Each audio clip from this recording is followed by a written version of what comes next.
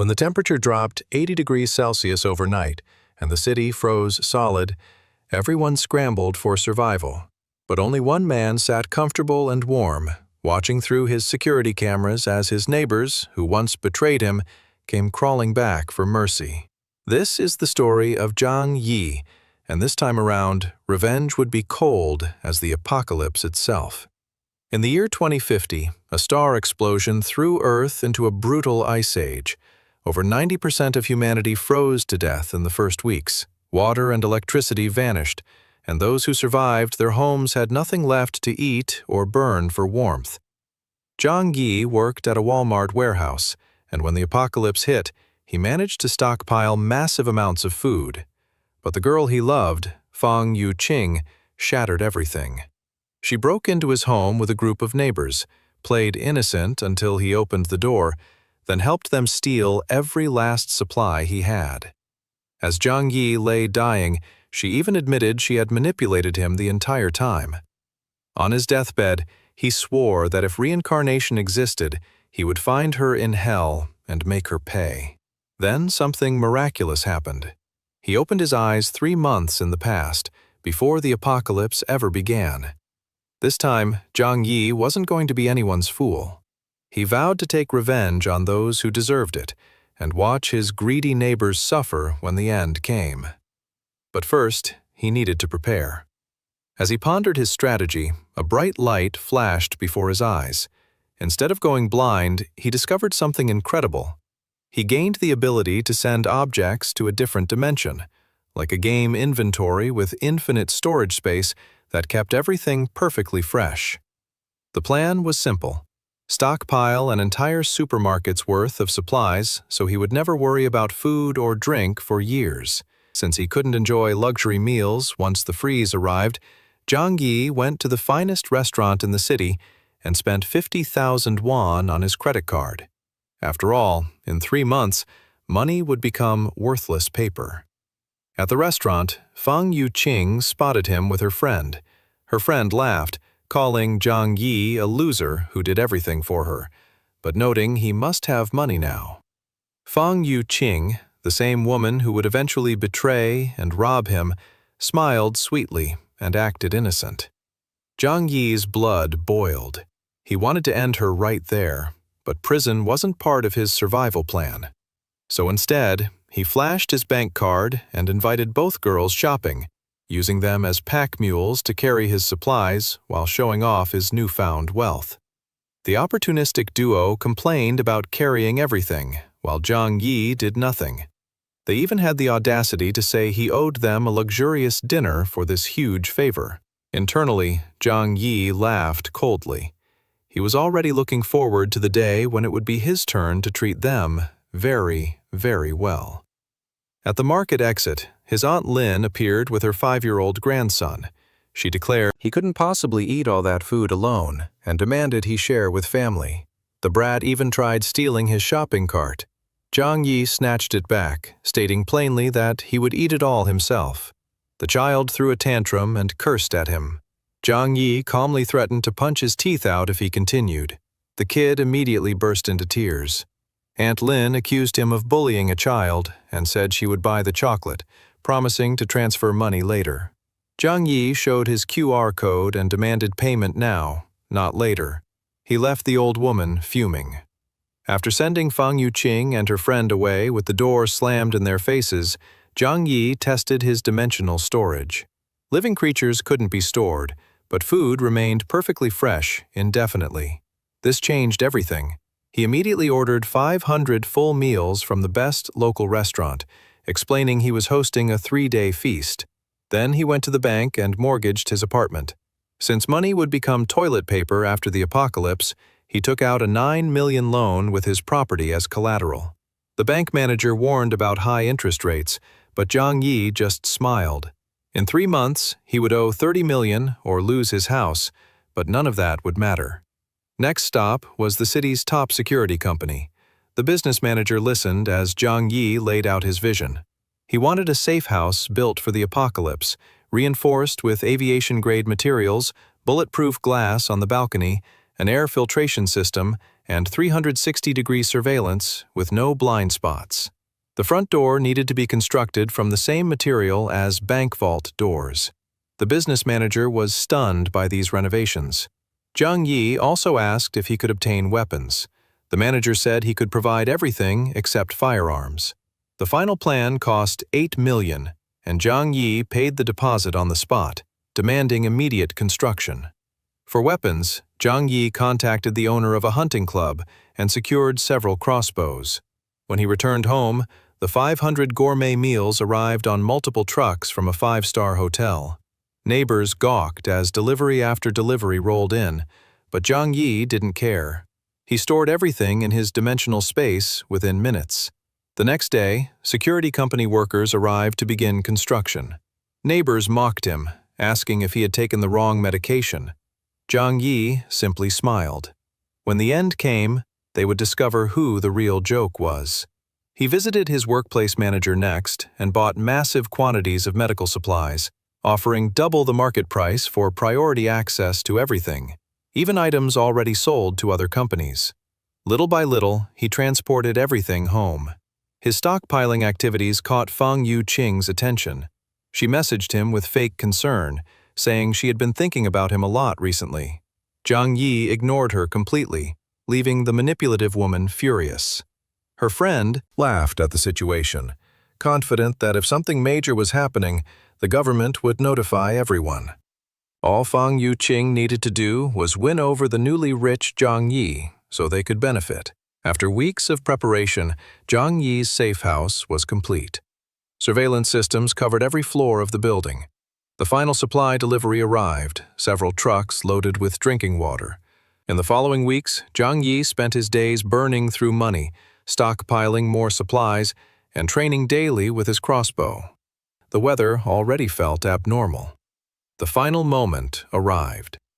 At his warehouse job where he worked as stock supervisor, Jang Yi brewed tea and invited all his colleagues for a drink. An hour later, they all passed out. After disabling the surveillance cameras, Jang Yi calmly teleported the entire warehouse inventory into his dimensional storage. Fuel, food, equipment, and most importantly, specialized cold resistance gear rated for -100 degrees Celsius.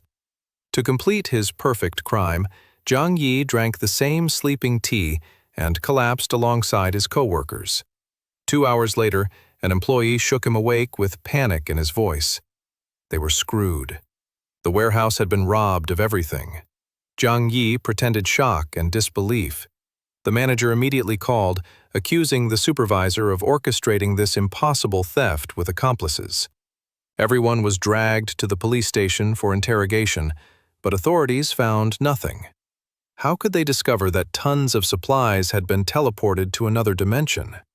After questioning, the police officer ordered everyone not to leave the city under any circumstances.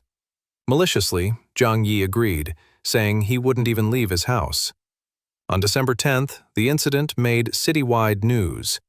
No one could comprehend how an entire warehouse vanished without a trace.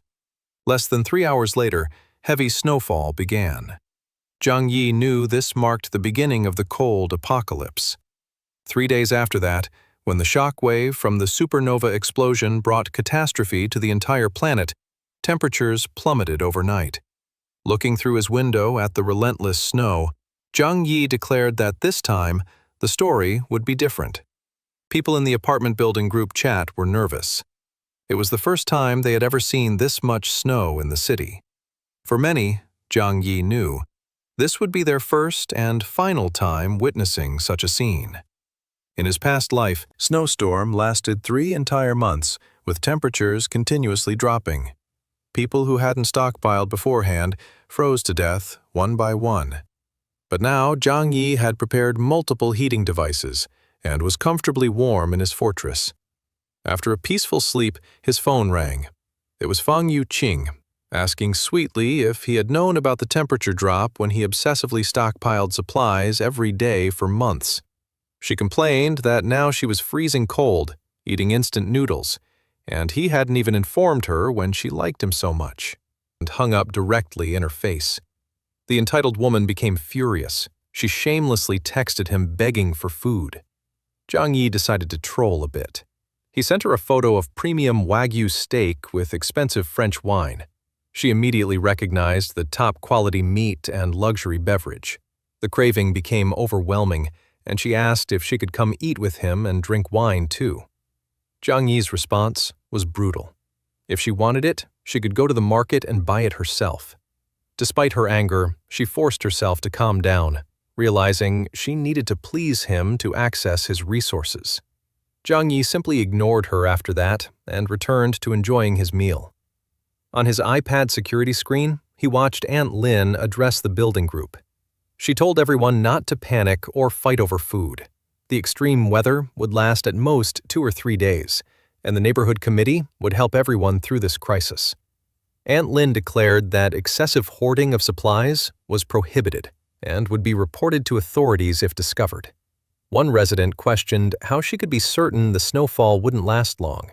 Others demanded answers, stating that if they didn't stock up now, Aunt Lin would be responsible when they ran out of food. The old woman doubled down, saying the neighborhood committee would take full responsibility. Then she pointed directly at Jang Yi, telling him specifically not to cause trouble. He didn't even bother responding and went back to his fortress. A week passed, and snow continued falling without end. Aunt Lin posted in the building group, demanding that Jang Yi, as a young person, clear the snow from the building entrance. He replied that it was useless, like trying to empty the ocean with a bucket.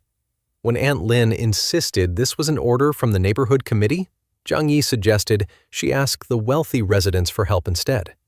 He specifically named Chun, a construction boss with employees, and Xing Song, a rich guy who could afford to pay others. Aunt Lin's authority shattered instantly. The wealthy residents either refused or sent dismissive responses. Furious, she blamed Jang Yi for causing this chaos. He ignored the rest of her rant.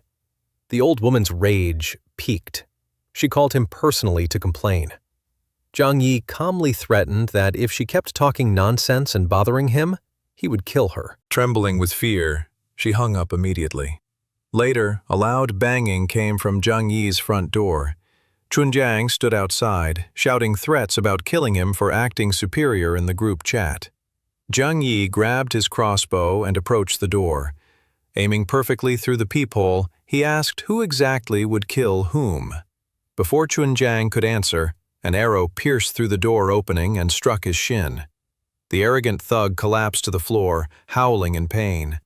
No one would have imagined that the supposedly naive and honest Jang Yi would have the courage to retaliate like this. But this was just the beginning of his revenge. In the freezing cold, Chun wound could become infected, and he would slowly die without proper treatment. Struggling toward the elevator, Chun couldn't believe this kid he had barely spoken to would do something so ruthless. The truth was, Jang Yi had wanted to kill him outright. Realizing this, fear gripped the wounded man. Taking advantage of his cold and numb leg, Chun removed the arrow himself. Then he grabbed his phone and threatened Jang Yi in the building group, swearing revenge. Fearlessly, Jang Yi responded with confidence. Come again, and he would finish the job. This exchange left other residents horrified. No one in the area had ever dared confront Chun. This was the first time someone directly challenged the local tyrant. Furious, Chun called all his employees. In no time, a group of armed thugs arrived at Jang Yi's door. The bald leader declared that today was the day of his death. When they attacked what appeared to be a wooden door, their weapons shattered and flew back at them. The bald thug realized in shock that this door was pure metal. Just how many enemies did this kid have that his house was more protected than a bank? Watching through security cameras, Jang Yi commented that they seemed weak and must be starving. As the group grew angrier, he grabbed a water hose connected to the kitchen tap. Survivors huddled together in Chun apartment, trembling from the cold. He demanded an explanation for how an entire group couldn't capture one boy. They explained that Jang Yi was extremely clever, with a burglar-proof steel door and tactics they couldn't counter. He sprayed freezing water on all of them through a hole in the door. Chun ordered men to guard Jang Yi's door day and night. When he eventually needed to leave, they would capture him. Fang Yuqing messaged asking if he was okay. If only she knew the truth, she could be living in luxury with him. Jang Yi replied that he was fine. She immediately said she was out of food and reminded him that he bought tons of supplies. She demanded some, promising to invite him for dinner later. Smiling, Jang Yi sent her a photo of fresh lobster, saying dinner was already being prepared. Seeing this, she became annoyed, complaining that this is why he was still single. His chances with her were over now. Her best friend jumped into the conversation, saying he made Fang Yuqing sad. The snow wouldn't last long, so why couldn't he help his lovely neighbors? He might even win her over. Jang Yi responded with a single letter. Oh. This infuriated the other woman too. Fang Yuqing gave up trying to understand why his pathetic attitude had suddenly changed. They decided that if this loser wouldn't cooperate, they could exploit another one with slightly less money. 5 days passed with snow continuously increasing. When electricity suddenly cut off across all buildings, neighbors emerged from their homes asking each other about the outage. With water and electricity gone, heaters stopped working. It was getting cold enough to die even wrapped in blankets. Neighborhood committee member Aunt Lin trembled as she held her grandson. She never expected the snowstorm to last this long. A message arrived stating this was a global snowstorm occurring once every 100,000 years, potentially a mass extinction event. Reading this, Aunt Lin was shocked. She never imagined the disaster would be this severe. Then, she devised a plan.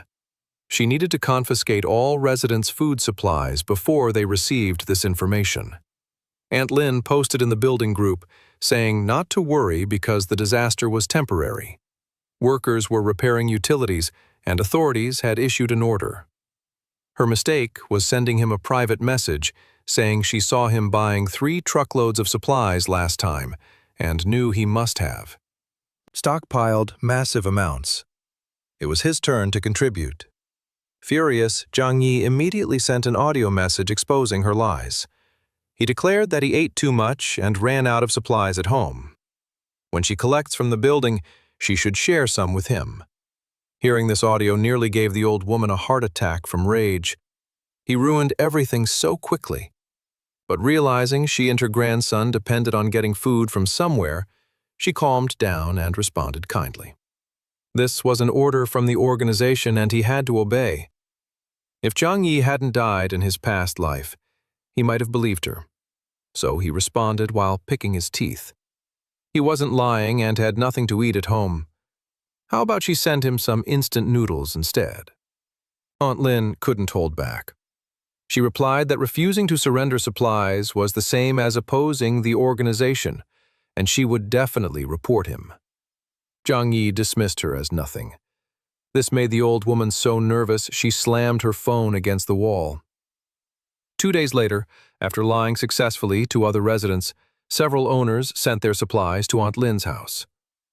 Watching this through his security system, Jang Yi thought everyone was stupid for trusting anyone in this post-apocalyptic world.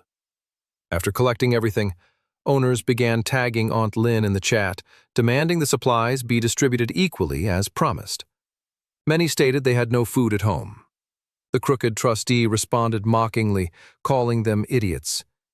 These supplies were obtained through her hard work, so why should she give them away? Then her phone rang. Seeing it was Chun, she began sweating. He stated coldly that she really tricked everyone and took all the supplies to her house. She tried claiming it was the community committee's arrangement. Chun declared this was perfect. 10 of them were waiting for her to distribute supplies right now. When Aunt Lin tried arguing that supplies hadn't been sorted yet, Chun and his starving companions simply stormed her apartment. There was no more law in this chaos.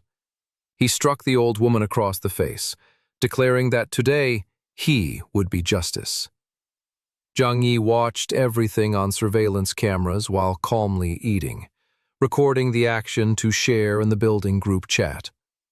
When they prepared to take all the food and leave nothing behind, Aunt Lin tried stopping Chun. Some supplies were personally stockpiled by her. Without them, how would she and her grandson survive? Chun didn't care and kicked the old woman. Her grandson, in shock, grabbed a kitchen knife to defend his grandmother and stabbed one thug in a sensitive area. After feeling the pain, the worker kicked the boy hard in the chest while others laughed. Chun showed no concern and even said this was what she deserved for deceiving them. They were just delivering justice. Through the group chat, other residents also applauded and enjoyed the spectacle, thanking Chun for dealing with the scammer. Seeing these messages, Jang Yi noted that these idiots didn't understand the real problem. Today, Chun invaded the old lady's house. Tomorrow, he might invade theirs. But since none of this represented risk for him with his impenetrable steel fortress, he didn't care. After a while, Aunt Lin begged for help in the group. Her grandson had been seriously injured and needed hemostatic drugs, wound medicine, and antibiotics urgently. Jang Yi's eyes widened at the mention of Dr. Xiao, a kind physician from his past life. The old woman made appeals for medicine, promising gratitude to anyone willing to provide it. But all she received was silence from residents. No one wanted to believe or help. A new resistance group formed where residents denounced Chun actions, discussing the need to fight back. Soon, Jang Yi was added to the group. A retired veteran proposed leading an attack against Chun with support from others. The veteran suggested they needed young volunteers to ensure security, but also weapons. A woman in chat immediately questioned whether they could trust anyone after Aunt Lin stole from them. This divided residents into two groups. Watching the discussion while occasionally checking cameras as Chun raided more homes, Jang Yi decided he should do something. Anyone who confronted this thug directly would just take a bullet to the head, which wasn't fair. The next morning, when a resident who opposed helping the veteran called for help in the group, her door was being forced open. She would be next. It didn't take long before she was dragged out, and what had to happen, happened. Fang Yuqing and her friends, nervous, realized they needed a plan before becoming the next victims. The manipulative woman's idea was to spread news that Jang Yi had massive stockpiles and gather everyone to raid his fortress. They added him to the group so he would know. Jang Yi didn't care and simply stated it was fine. They argued he should join forces with them to protect against Chun.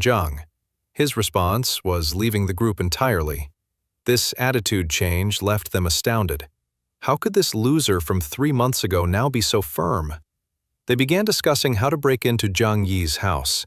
The smart guy with glasses said his friend knew how to pick locks. They decided to try, placing umbrellas overhead so they wouldn't get sprayed with water or garbage again. Watching through surveillance cameras, Jang Yi activated the high-voltage defense feature. The clever lock picker admitted the lock couldn't be opened just before electricity surged through him. The kid practically exploded and died. The smart guy with glasses pointed at the door, cursing him as a monster and demanding he come out. Hearing this, Jang Yi just laughed. Grabbing his crossbow and aiming through the door, he struck the smart guy's left arm directly. The other two went to help the injured and were also hit with arrows. The cowards Fang Yuqing and the others fled back home. The 3 hit by arrows lay on the ground, groaning in pain. One girl slapped Fang Yuqing's face, saying this was all her fault. She didn't mention he had crossbows. The manipulative woman argued she didn't know. Zhou Pang, the eternal simp, defended her. The smart guy remembered the most important thing was treating the wounds. They called Dr. Xiao, who came to examine the injuries. Surprised, she explained that with wounds this deep and no professional equipment, they had less than 20% survival rate. Furthermore, the rusty iron arrows meant without antibiotics, death was certain.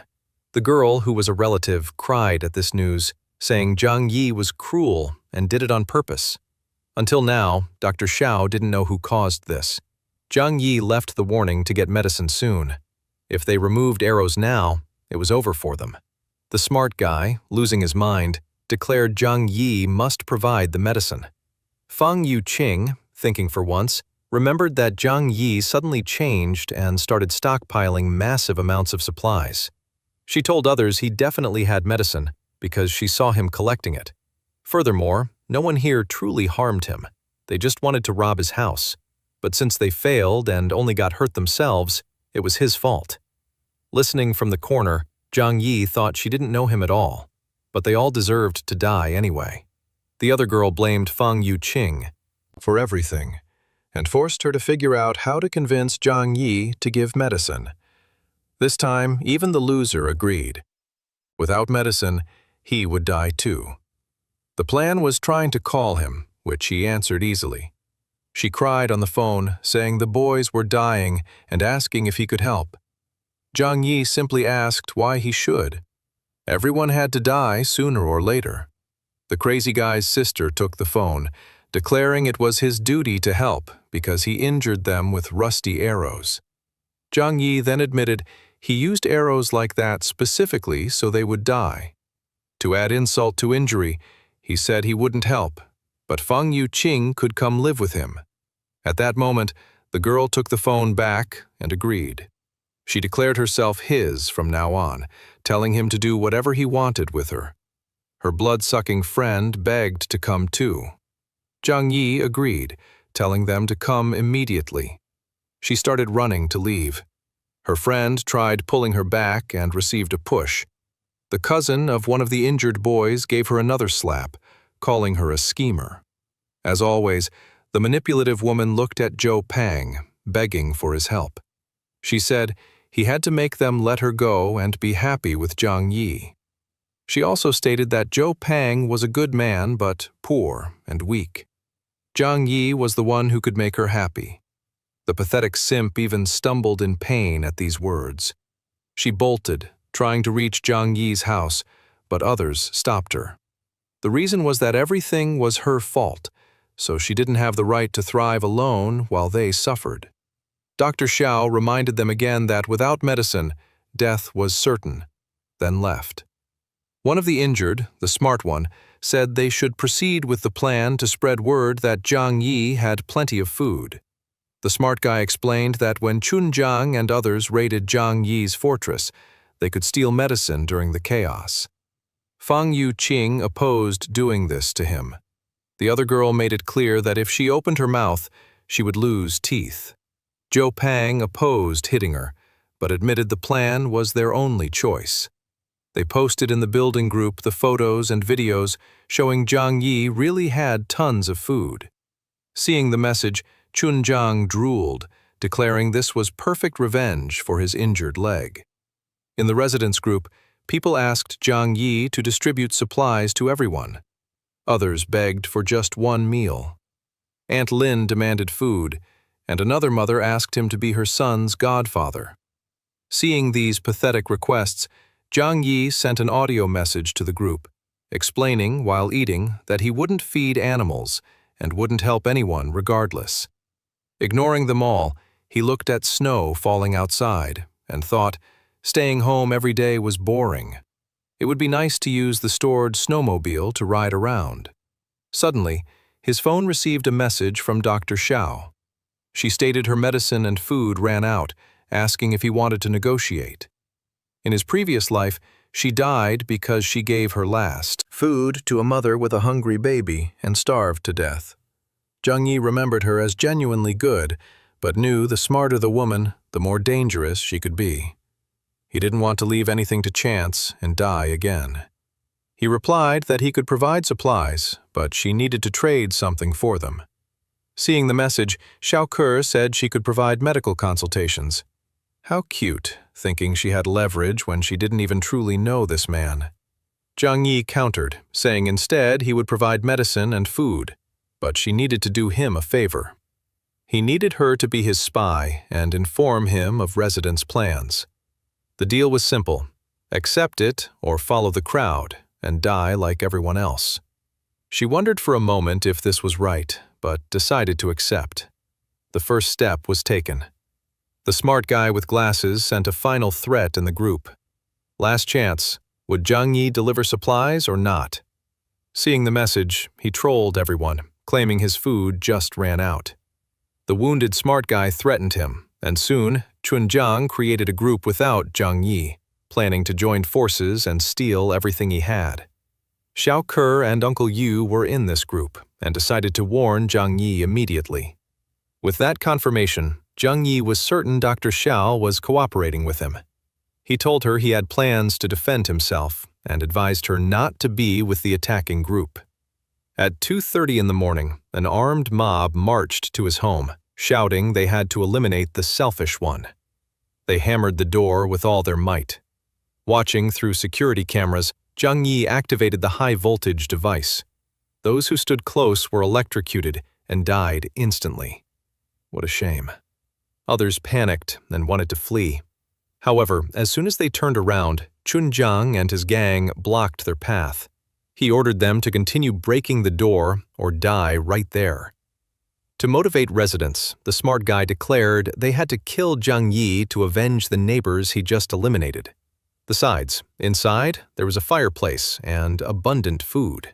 Encouraged, residents grabbed a wooden log and continued attempting to break down the door. After some time drinking wine, Jang Yi decided to help them. He took out his sound system, played intense action music, and announced this was to motivate their efforts. 20 minutes later, the door was only scratched, and attackers were fainting from hunger and exhaustion. Residents who didn't know the door was steel were completely puzzled. One went to inspect with a magnifying glass and declared it was the same material as bank vaults. A door like this couldn't be knocked down even by a tank. Jang Yi, on the other side, crossbow ready, simply aimed carefully and struck a throat. The guy agonized there, while other neighbors ran, shouting about weapons. Somehow, Jang Yi hit people who weren't even facing his door. Behind the door, he felt no guilt whatsoever. This was pure self-defense. The smart guy with glasses, after calming down, said he had a plan. The door was steel and thick, but walls were still made of cement bricks. Neighbors understood and started hammering the wall next to the door. Cracks began appearing. Then, a metallic sound occurred. The guy with glasses lost fear of door arrows and went to check.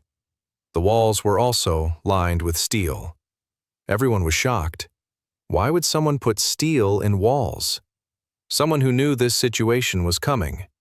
They tried breaking several other wall locations, and every corner had reinforcement.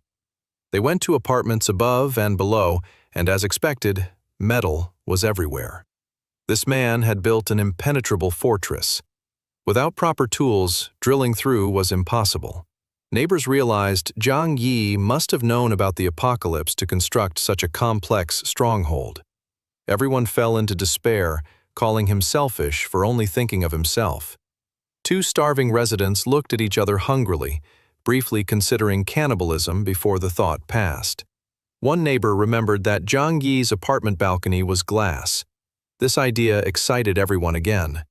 Using wooden planks from a neighboring apartment, they climbed to his balcony. Jang Yi sat calmly while the mob gathered outside. Unfortunately for them, the glass was bulletproof, and they couldn't even scratch it. To help them warm up in the freezing cold, Jang Yi took a Molotov cocktail and threw it through a hole in the wall. It fell from above onto their heads. In an aerial view, it was 1 second of terror followed by extended agony. Catching fire completely, one man jumped from the balcony in desperation. The flames spread, and everyone else became living torches. While Jang Yi watched everything unfold, others tried returning to the neighboring apartment. But residents inside refused entry, fearing the fire, so they fell from the planks. After a while, repentant survivors returned to his balcony, begging for food in front of the bulletproof glass. Just like in his past life, while they starved, he ate. He didn't feel sorry for them at all. Jang Yi showed them warm pasta, placing it on a table directly in their view. Then he announced that whoever brought Chun's head would receive food for an entire week. Hearing this, everyone looked eagerly at the tyrannical boss in the neighboring apartment. Even those behind him heard Jang Yi's words clearly. Killing Chun meant survival for 7 days. Chun quickly locked his door, but with everyone's murderous gaze upon him, He couldn't get closer before his own men and the gun stopped him. At this point, Jang Yi posted the bounty notice in the building group. Anyone who eliminated Chun would receive a week of supplies. The next morning, the starving masses waited to ambush their meal ticket. Even if he had a pistol, they could overwhelm him with numbers.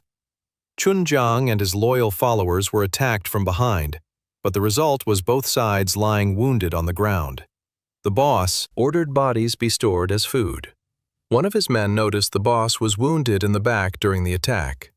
Chun called Xiao to treat his injury. Soon she was applying dressings, stating it wasn't free. Chun said she could eat with them. Seeing what the soup everyone was about to consume was made from, she declared she would rather starve to death. At least Chun said she would be the last person to become food in this building. Ignoring this disturbing conversation, she tried leaving. However, Chun stated that only after he healed could she go. She sat in the corner while the cannibals resumed discussing plans to capture Jang Yi. If Chun hadn't been injured and still needed her medical skills, Dr. Xiao would likely have become their next meal. But survival meant she had to play along for now, sitting in the corner while these cannibals discussed their sick plans to capture Jang Yi. The paranoid boss was too terrified of being ambushed again to leave his apartment. Meanwhile, Fang Yuqing's friends were suffering in agony. They had removed the rusty arrows without medicine, and now serious infections were spreading through their bodies. Maybe the freezing cold numbed some of the pain, but death was approaching fast. Zhou Pang's cousin tried one last time to convince Jang Yi to help, but she knew it was useless. There was simply no way he would show mercy. More days passed, and Dr. Xiao called Jang Yi to report the situation. Chun had completely lost his mind. Everyone's food supplies ran out, so he was invading houses daily, killing residents and searching for anything edible. He kept the corpses stored for later consumption. She confessed she hadn't eaten anything in days and desperately asked if he could save her. Jang Yi considered for a moment. She was incredibly useful, a competent doctor, and in this post-apocalyptic world, medical professionals were treasures worth protecting. So he agreed she could come to his fortress, but only after completing one final task for him. A while later, Zhou Pang appeared at Jang Yi's door, desperate and dying. He begged for food, claiming his beloved Fang Yuqing was starving. This pathetic loser went to the door of the man who rejected him, asking for scraps to feed the woman who used and abandoned him. Jang Yi coldly informed him that tetanus was already in advanced stages. Medicine wouldn't work anymore at this point. Realizing death was inevitable, Zhou Pang stumbled back home, remembering he never even held her hand. Instead of waiting to die alone, he ran to Fang Yuqing's room, collapsed on his knees, and asked her to marry him. Disgusted, she threw him away. The dying loser grabbed her by the neck, declaring they would get married in hell then. She slapped him across the face and screamed that she belonged to Jang Yi alone. Hearing this, Zhou Pang tightened his grip and said she would have to go to hell first if she wanted to see him. Meanwhile, Dr. Xiao prepared her move. She told Chun men she would cook a decent meal for everyone today. They wouldn't even notice it wasn't regular meat. Pleased, they thought she had finally abandoned her pride and accepted reality. She explained she didn't want to die any more than they did. After helping prepare ingredients, she insisted on finishing the cooking alone. Stirring the pot carefully, she added something extra and had to make an enormous effort not to vomit right there. Sometime later, she served everyone. The soup looked absolutely delicious. To gain their complete trust, Dr. Xiao served herself a bowl as well and retreated to her room, hoping her medicine would take effect quickly. She had dumped an entire bottle of sleeping pills into that pot. Within minutes, everyone collapsed unconscious. Relieved her plan worked, she sent a message to Jang Yi, saying everyone was asleep. What should she do next? His order was simple. Take everyone to the balcony. Watching through security cameras from across the way, he had a clear view of everything. Feeling the brutal cold, she asked if he truly intended to kill them all. Hearing this, Jang Yi tossed a rope across and confirmed, more or less, that was the plan. She should tie everyone to the balcony railing. She complained that he could at least help, but he reminded her that she was the one being tested here. After tying everyone securely to the railing, Dr. Xiao grabbed Chunjang's pistol. Immediately, Jang Yi warned her to remove the magazine and throw the gun over to him. She hesitated, trying to bargain about whether she should trust him, but with the simple argument that it was her only choice for survival, she obeyed and tossed the weapon across. After receiving and examining the gun, confirming it was the same one Chunjang used to terrorize the building, Jang Yi went back inside. He returned with a water hose, and without even warning Dr. Xiao, he began spraying freezing water onto the balcony. She rushed back inside while the deluge continued. In a short time, Chunjang and everyone else woke up screaming in agony. Looking at their hands and feet frozen together, the boss realized he had been drugged. All he could do was curse Jang Yi's name a few times before the cold silenced him forever. After several sustained sprays of water, Chunjang transformed into a human popsicle. Dr. Xiao, too weak to even stand, called out that the job was finished. After a few minutes, she stood at Jang Yi's door. Observing through cameras, even though everything had gone perfectly so far, he wanted to make absolutely sure there were no hidden risks. She should open the heavy door and enter while he aimed the pistol directly at her. She finally stepped inside and collapsed immediately. Just the warmth of the apartment felt like heaven. Approaching From behind, Jang Yi declared it wasn't over yet. He had to make certain they weren't hiding anything from each other. He needed to be absolutely sure, and she knew exactly what that meant. Blushing intensely, she understood. Dr. Xiao removed everything and remained only in her underwear. Now that he could clearly see she wasn't concealing any weapons or threats, Jang Yi declared this was perfect. He led her to the bathroom, where she could shower and change out of those filthy clothes. When he heard the sound of running water, Jang Yi systematically searched through all the items from her medical kit and confiscated anything potentially dangerous. It was always better to be cautious in this world. A pleasant time later, Dr. Xiao emerged from the bathroom, dressed in comfortable pajamas. The sight stirred something in Jang Yi. He asked her to sit down so he could help dry her hair. While doing so, he explained the rules clearly. He allowed her into his fortress because she was valuable. If she disobeyed the rules or betrayed him, he wouldn't show any mercy whatsoever. That room over there would be hers from now on. She would live there and wasn't allowed to wander without his permission. She acknowledged the consequences. Jang Yi stated that in this chaotic world, the smartest thing she ever did was choosing to join him. To reinforce the trust between them and ensure Dr. Xiao's complete loyalty, he decided to reveal his greatest secret. Looking around the apartment, she could see there was no visible food anywhere. The reason he was so impossibly prepared for everything was that he possessed a power nobody else knew about. Right in front of her astonished eyes, he pulled fresh bread from his dimensional storage space out of thin air. If she ever betrayed or killed him, she would lose access to food forever and starve to death like everyone else. Seeing this supernatural ability, she finally understood how Jang Yi was living so comfortably while the world froze. She ate the warm bread and even cried with emotion, almost choking from eating with such desperate haste. Now that she was clean, fed, and warm, Dr. Xiao would be responsible for all household chores and duties. Before she could formally accept, the shameless man interrupted, asking what else she could offer beyond housework. Being an intelligent person, she knew exactly what he wanted. Jang Yi's eyes widened at what came next. Besides companionship and help with daily tasks, they would now be a couple. Like any couple, they would have their moments of exercise together, and the beautiful Dr. Xiao would have unlimited access to food and warmth in return. The next day, Looking at Dr. Xiao still sleeping peacefully beside him, Jang Yi commented that she must have been extremely tired from last night's activities.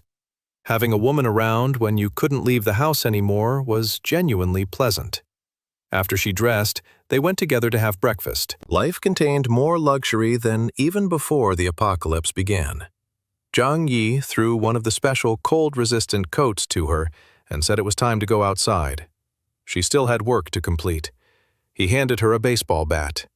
Even though she helped freeze those guys on the balcony last night, Dr. Xiao now had to go out there and physically destroy the frozen bodies.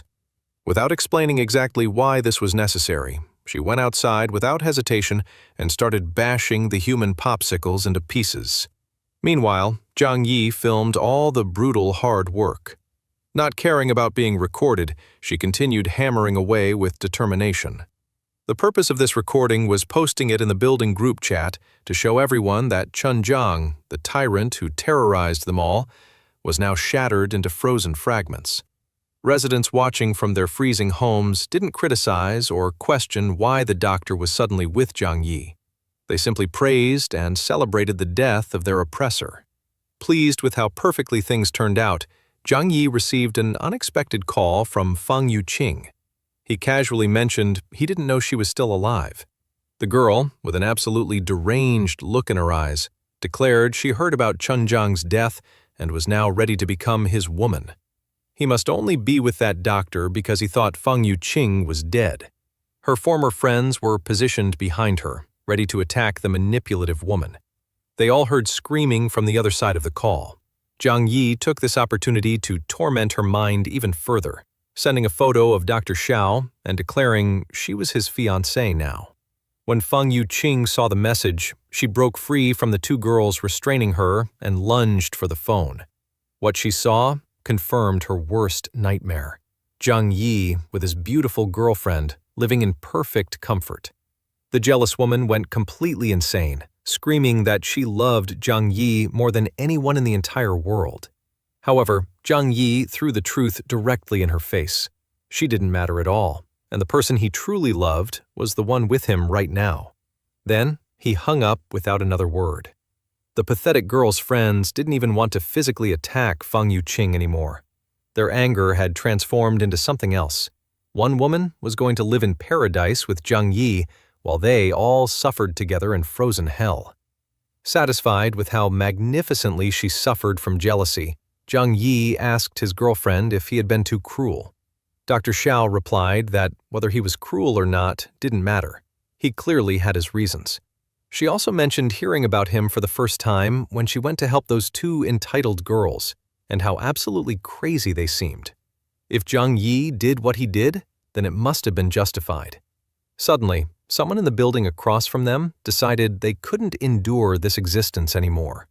They fulfilled their final dream by jumping from the word building to their death. The sight didn't even impress the couple enjoying breakfast.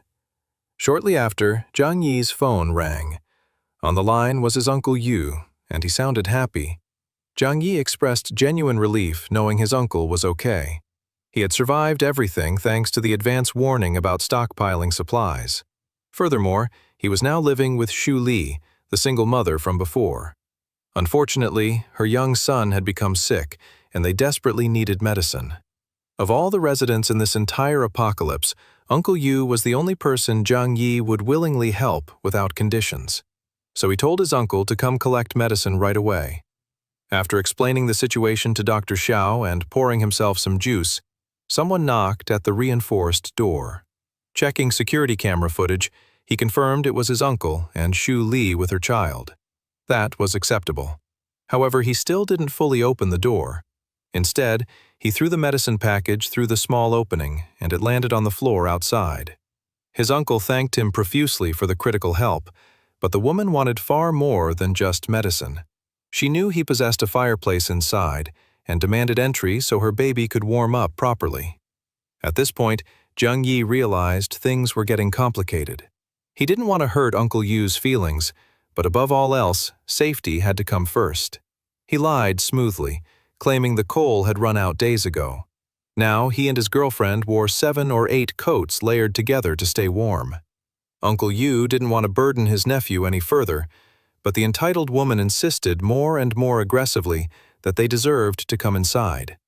After all, if Dr. Xiao was with him, why couldn't they enter too? Jang Yi's argument was simple and direct. She was his fiancée, and that's precisely why she lived here with him now. Dr. Xiao blushed completely, hearing him declare that so publicly. Finally, Uncle Yu had enough of listening to this nonsense and told the woman that was sufficient. Just receiving the medicine was incredibly generous, and they still had some food remaining at home. After sending them away, Jang Yi felt genuinely exhausted.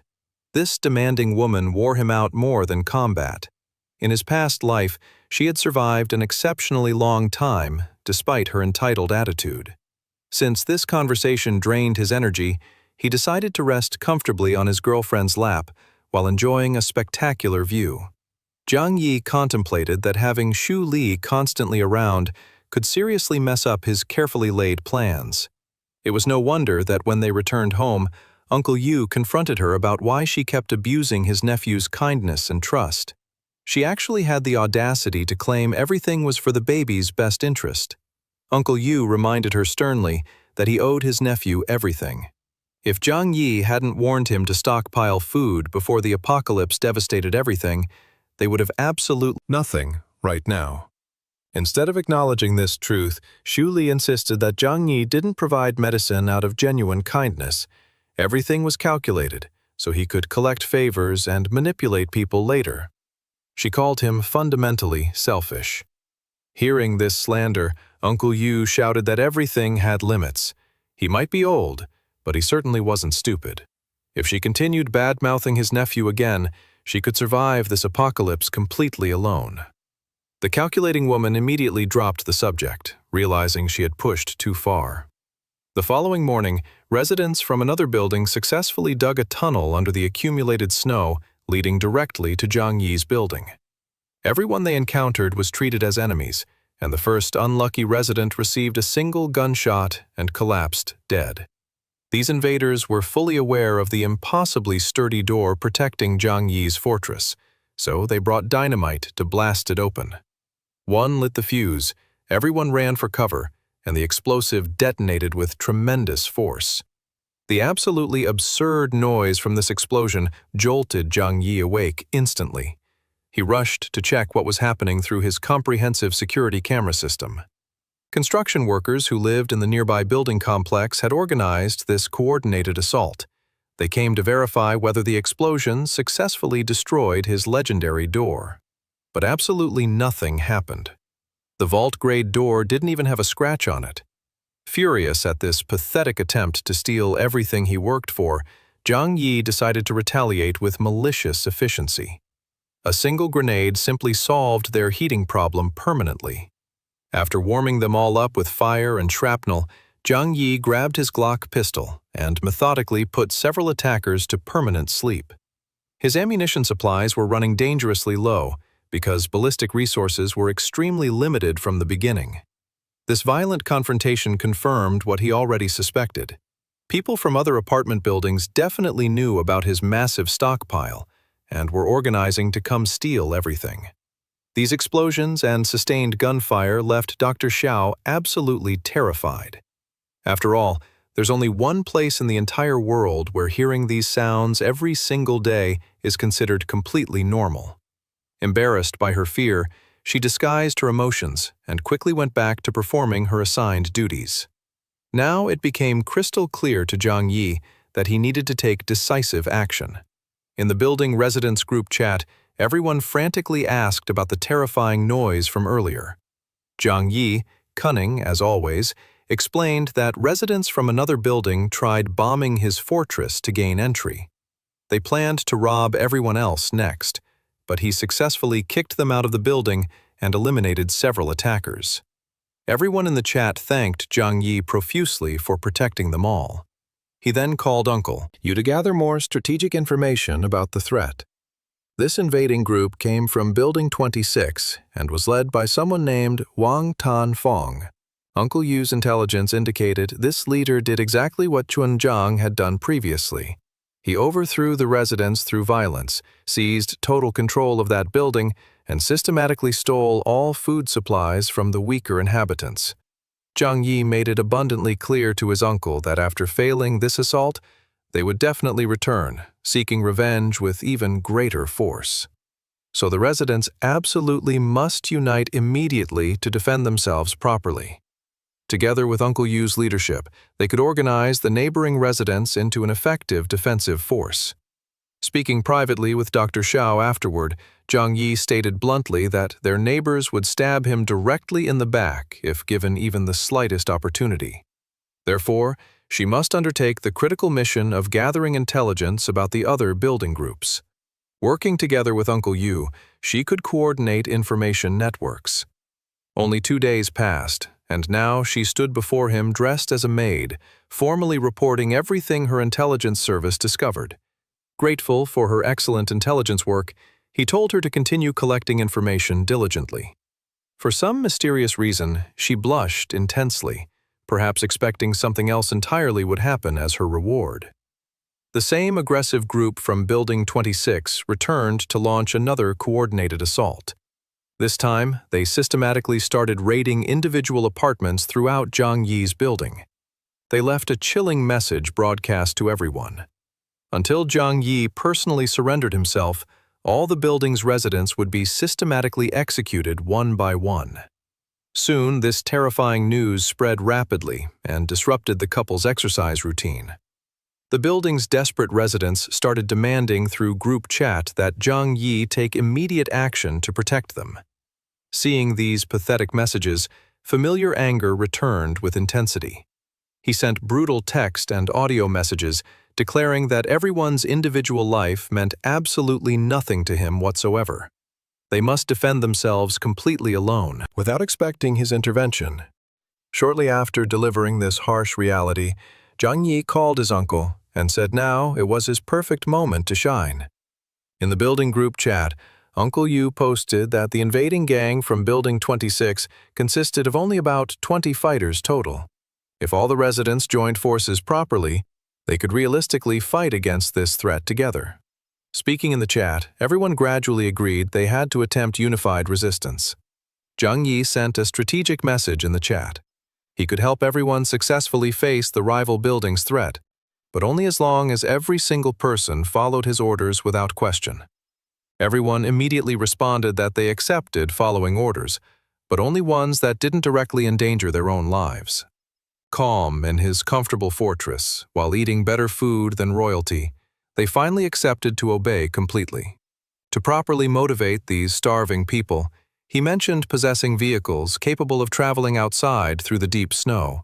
If they successfully confronted and defeated the Building 26 group together, he personally would venture out to fetch food supplies for absolutely everyone. Hearing this incredible promise, all the desperate neighbors instantly agreed to obey everything, even the most suicidally dangerous orders. Everyone now recognized Jang Yi as the undisputed leader and savior of their entire building. Now that everyone viewed him as their messiah figure, Jang Yi prepared for his first major exploration expedition outside the fortress. Equipped with special cold-resistant tactical vests and protective clothing, he wouldn't experience any problems in the frozen wasteland. When Dr. Xiao started saying she would accompany him on this dangerous journey, Jang Yi immediately shut that down. She should never leave the apartment under any circumstances, and he trusted her 100% to remain here faithfully without him. But the clever scoundrel had a backup plan. As soon as he exited through the reinforced door, he snapped his fingers dramatically.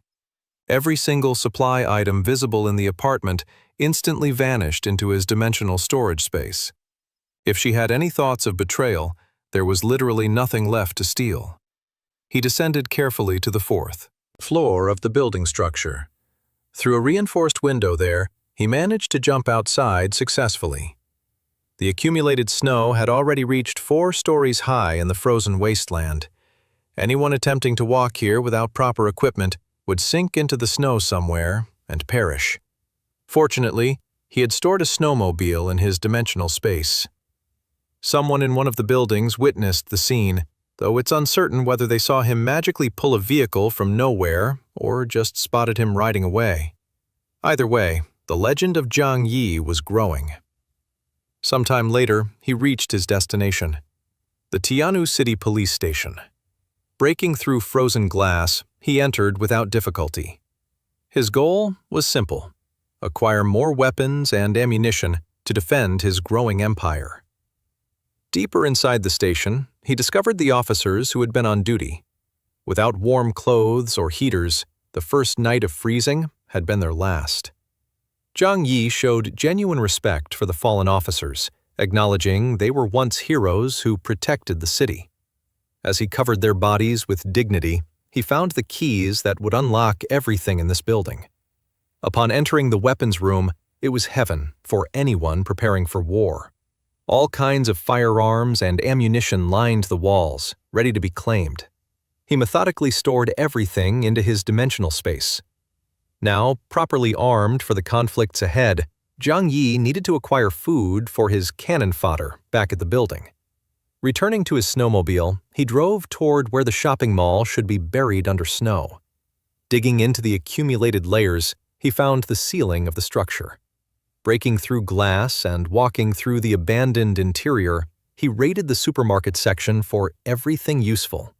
All the fruits were frozen solid by the cold, as were the meats. But this would serve perfectly for those who didn't even have dirt to eat. He threw whatever could be salvaged into bags and returned to his vehicle. Upon arriving back at his building, the leader of Building 26 watched with intense jealousy. Seeing Jang Yi successfully venture outside and return with food made him desperate to steal that snowmobile. Furthermore, all residents who heard the engine noise witnessed his triumphant return. Uncle Yu saw that his nephew managed to return with additional supplies and was absolutely delighted. Jang Yi made it crystal clear to everyone that it was extremely difficult venturing outside in such brutal cold weather and finding food buried under snow. Uncle Yu shouted, calling Jang Yi a hero. With the spoiled food distributed and gun in hand, Jang Yi ordered that everyone choosing to take food must be ready to obey his commands without question. The residents understood the deal. Survival came with a price. As expected, the thugs from Building 26 returned, demanding they hand over the food or forfeit their lives. Jang Yi's first strategic order Was issued immediately. Right now, they would counterattack and steal the enemy's food supplies. Go there and eliminate them. Everyone who secured a kill would receive food for 5 days. Just hearing they could earn 5 days' worth of food made everyone go absolutely crazy with motivation. They attacked the gang members from Building 26 with savage intensity. The invaders couldn't comprehend how these weak and fearful people suddenly transformed into rabid wolves. They were completely overwhelmed. Jang Yi and his fiancée watched from their comfortable fortress as everyone defeated the enemies and celebrated their hard-earned victory. Some attackers who survived fled back to Building 26 in terror. The wounded on Jang Yi's side called out for help. Dr. Xiao knew she could save many of them, but treating everyone would require spending precious medicines and food supplies, just out of kindness. She ultimately gave up, because she understood Jang Yi would never allow such wasteful compassion. This is where things get morally complicated. Was Jang Yi a villain, an anti-hero, or simply someone doing whatever it takes to survive? He gathered everyone together and congratulated them on their impressive performance. Those who were MVPs, with the most confirmed kills, received their promised bonuses. This reward system was deliberately premeditated to encourage everyone to strive harder for him in future battles. One by one, they lined up obediently before the guy holding the gun and controlling all food supplies. No one had genuine happiness on their faces, but survival mattered more than pride. In the middle of the dispersing crowd, he heard a painfully familiar voice. Feng Yuqing and her blood-sucking friend were dragging themselves forward pathetically. They declared they hadn't gotten their food yet and asked if Big Brother Jang Yi had forgotten about them. Jang Yi, humble as always, confirmed he hadn't forgotten about them at all. Dr. Xiao stored the food specifically because there wasn't enough for these two worthless parasites. Fang Yuqing began crying dramatically, asking why he didn't like her anymore after all these years together. With a brutal slap across her face, he told her to get away from him. He never liked her and was now engaged to the wonderful Dr. Xiao. One woman in the crowd called her a gold-digging manipulator. Jang Yi agreed completely, explaining she always deceived rich boys to steal their money. The guy who had just been publicly humiliated for slacking admitted she had used him many times before. Then other men chimed in, saying if they had known she was essentially selling herself before the apocalypse, they would have taken advantage of the opportunity too. After being humiliated so thoroughly and completely, Fang Yuqing fled in shame. For some disturbing reason, two men grabbed her blood-sucking friend and dragged her somewhere else. By their expressions and the way they covered her mouth, the implications were horrifyingly clear. As a reward for exposing Fang Yuqing's true nature, Xiao received something much better to eat. He now swore complete loyalty, vowing to perform better for the master in future operations. After the brutal show of dominance, Jang Yi began organizing the building's comprehensive fortification system. In the structure, there were 47 people total, excluding Jang Yi, Dr. Xiao, Uncle Yu, and his wife, Xu Li. The residents formed 6 groups of 7 people each, taking turns guarding the building stairways 24 hours a day. When enemies arrived, they should immediately shout, make noise, and alert everyone to the threat. Uncle Yu, being a former army veteran, would organize and command all defensive groups with military precision. Back in the comfort of home, Jang Yi studied tactical maps, while Dr. Xiao asked what would happen now with the continuous snow. Taking weapons from his dimensional storage, he explained they were trapped in winter for at least another month until snow began melting. Besides, in the apocalypse, the biggest danger wasn't the weather, but other desperate people. Now, with this sniper rifle, he possessed the capability to eliminate enemies without ever leaving the safety of home. Through the weapon's scope, he noticed some figures heading toward his building's garage. They were definitely hunting for the snowmobile Jang Yi pretended to leave there, but actually stored in his dimensional space. Uncle Yu called, confirming the defense teams were properly organized. He awkwardly apologized for what Xu Li said last time they came for medicine, explaining she was just a chatterbox who spoke without thinking. Jang Yi stated he genuinely didn't care about her opinions, but asked if Uncle really wanted to raise someone else's child during such difficult times.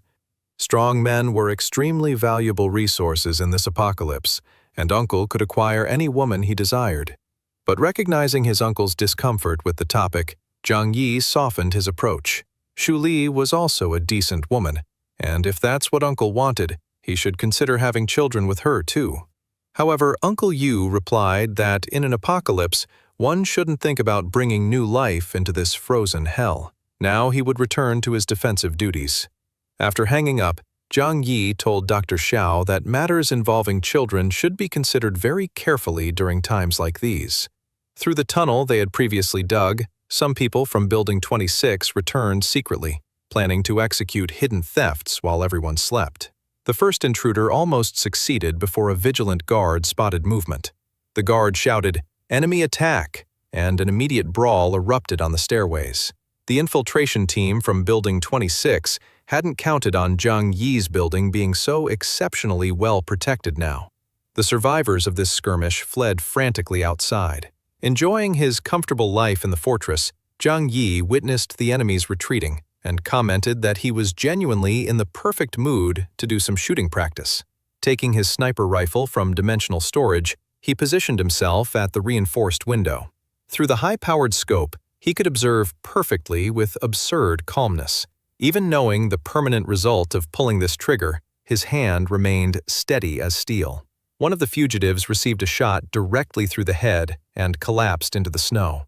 The others, realizing what invisible force was hunting them, ran even more frantically toward whatever safety they could find. But Jang Yi had made his point devastatingly clear. His building was untouchable territory now. Anyone foolish enough to challenge his rule would face the same frozen fate as all the others who tried before them. This was Jang Yi's kingdom in the apocalypse, built on preparation, ruthlessness, and the cold calculation that in this new world, only the strongest and smartest would survive to see spring. And as he watched through his scope while the snow continued falling endlessly outside, one truth became absolutely certain. The man who died, betrayed, and frozen in his past life had been reborn as the apocalypse's most dangerous survivor. And this time around, revenge had never tasted so satisfyingly cold.